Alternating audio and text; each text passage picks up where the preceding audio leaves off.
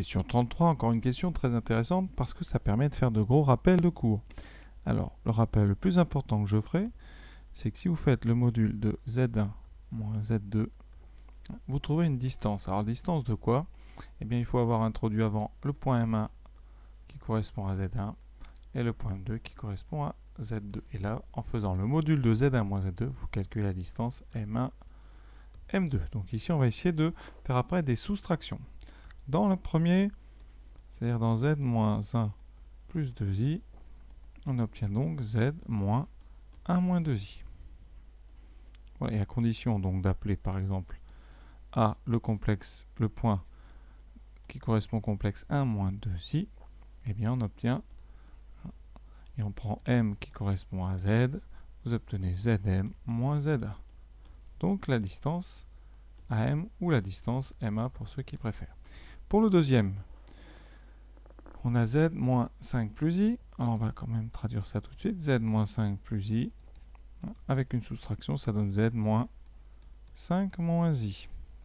Et donc on va introduire le point B d'affixe 5 moins I. Et le point M, on l'a déjà, d'affixe Z. On obtient donc la distance. Eh bien, comme on obtient Zm moins Zb, on obtient la distance MB. Donc, à quoi correspond le problème?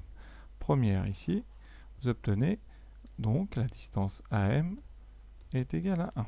Et en même temps, on doit avoir avec l'autre, ici, donc la distance BM qui est égale à 3. Alors, AM est égal à 1, ça veut dire quoi? Ça veut dire que le point M appartient au cercle de centre A et de rayon, puisque M est toujours à distance 1 de A. Et pour notre deuxième, BM égale 3, M appartient donc aussi au cercle de centre B et de rayon 3. Donc, eh bien, nos points M appartiennent à l'intersection de deux cercles. Donc ici, c'est les points, la réponse C. Alors la question qu'on peut un peu se poser, c'est est-ce qu'il y a vraiment une intersection? Parce qu'on nous dit non vide. Est-ce que ces deux cercles-là se coupent? Représentons donc ces deux cercles pour voir si l'intersection est non vide. Parce que là, évidemment, dans la proposition, vous avez non vide. Il se peut qu'ils ne se coupent pas. Alors le point A a pour coordonnée 1, moins 2. Donc le point A ici, 1, moins 2, il est ici. Le cercle qui correspond, c'est un cercle de rayon 1. Donc un cercle ici, vous allez voir, il va passer comme ça, voilà, à peu près comme ceci. Ensuite, le cercle qui correspond à B. B de coordonnée 5, moins 1. 5, moins un petit peu au-dessus de A. Et on doit faire un cercle de rayon 3. 1, 2 et 3. 1, 2, 3. Voilà. Question, c'est pourquoi est-ce que ces deux cercles ne se coupent pas? Alors je ne prolonge pas, hein. Vous avez compris, vous avez tout un cercle. La question qu'on se pose, c'est est-ce que ces deux cercles ici ont une intersection? Eh bien non, pourquoi? Eh bien, il suffit de regarder sur le dessin, alors je vais tracer ça en rose.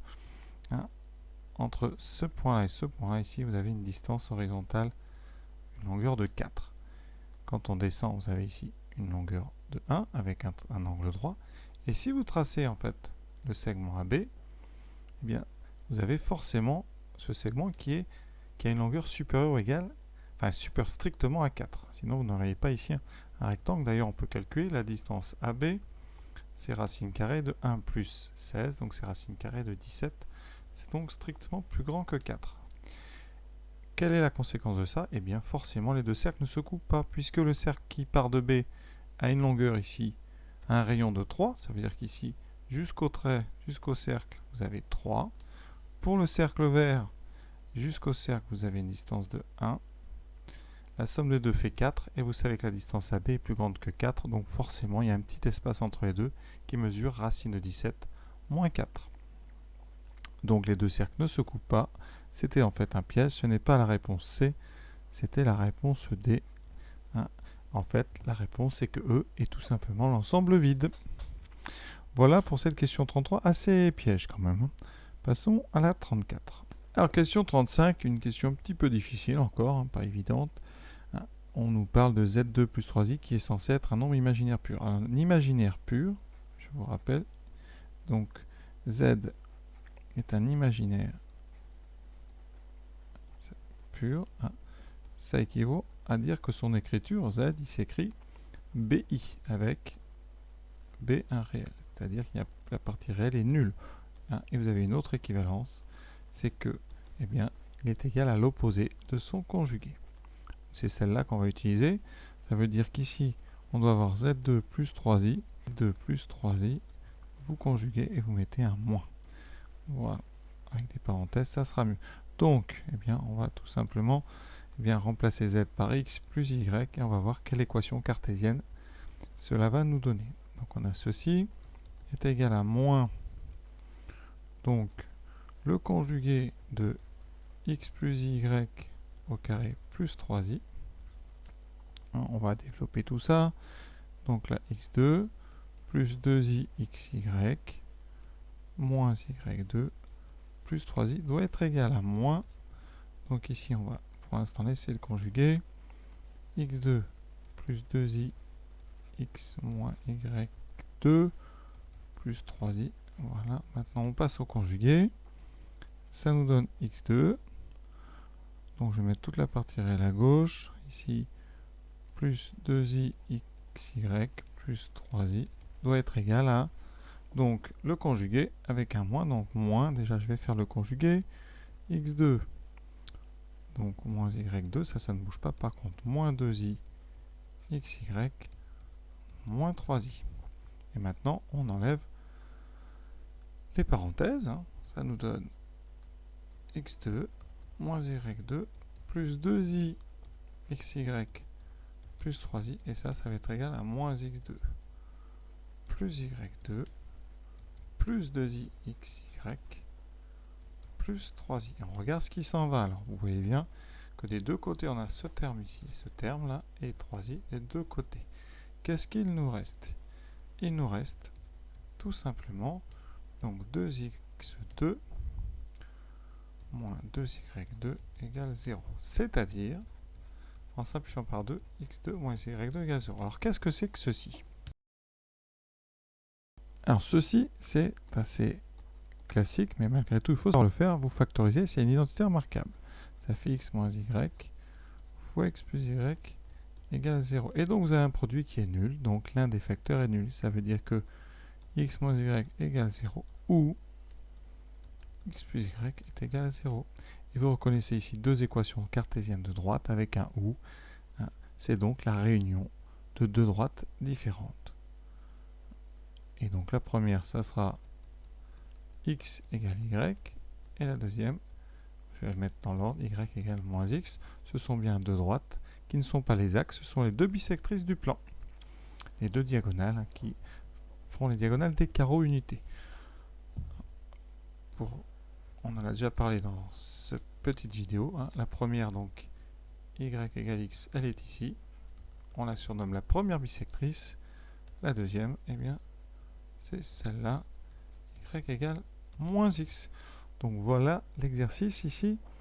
Et la question est terminée. Question encore assez difficile malgré tout. Cette question 36. Alors on nous parle d'un argument de z plus 4i. Alors on va donc prendre le point M d'un fixe z. Et on va fabriquer une soustraction. Alors z plus 4i, c'est z moins 4i. Donc je vais introduire le point d'un fixe moins 4i. Et vous savez que z plus 4i, c'est donc la fixe, hein, c'est la fixe du vecteur. Donc on est parti de z moins 4i, donc c'est zm, ici, c'est zm moins za, c'est donc le vecteur am. Qu'est-ce qu'on nous dit? L'argument de z plus 4i, c'est donc égal à l'argument de zm moins za. C'est donc l'angle orienté AM I. Pardon, IAM. Et on nous dit que cet angle orienté IAM a une mesure de pi sur 4 modulo de pi. Conséquence, qu'est-ce que ça nous dit? Eh bien, tout simplement que l'ensemble des points M appartient donc à une demi-droite d'origine A. C'est-à-dire qu'ici, une fois que vous avez trouvé A dans le plan, alors on va faire le dessin. Hein. A, c'est en moins 4i.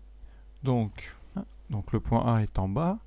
et je dois avoir l'angle IAM qui vaut pi sur 4. Alors I, hein, évidemment vous avez compris, hein, c'est l'angle, c'est le vecteur qui permet de définir la première graduation sur l'axe des abscisses. Donc ici, je peux le reproduire ici.